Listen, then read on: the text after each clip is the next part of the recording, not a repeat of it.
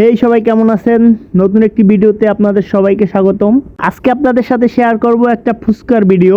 ছেলে মেয়ে বুড়া বুড়ি মোটামুটি আজকালকার দিনে সবাই ফুচকা পছন্দ করে। আর আজকে যে ফুচকার দোকানের লোকেশনটা আপনাদের কাছে শেয়ার করব সেটা হলো গিয়া নরসিংদীতে। নরসিংদী শহরের আশেপাশে যারা থাকেন তাদের জন্য কিন্তু এটা একটা বেস্ট প্লেস হইতে পারে ফুচকার জন্য।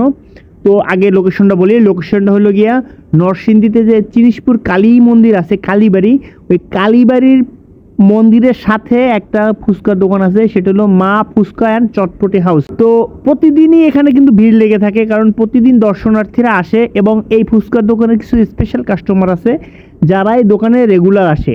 তো আমি যে কয়বার গেছি যাইয়া কিন্তু মনে করেন মানে গেছি আর ফুচকা পাইছি এমন না, সিরিয়ালে দাঁড়াইয়া ওয়েট করে একটু খাইতে হয়েছে প্রত্যেকবারই।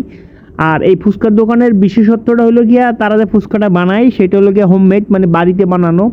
তো অন্যান্য দোকানের চাইতে এই জায়গার যে ফুচকাটা থাকে ওটার স্বাদ আলাদা। আর ওরা যে ফুচকার ভিতরে ডালটা মানে ভর্তাটা ইউজ করে সেটাও কিন্তু ভালোই স্পেশাল হয়।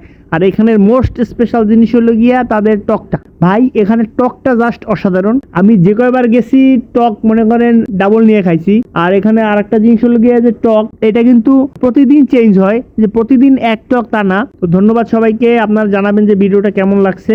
দেখা হবে নতুন কোনো ভিডিওতে।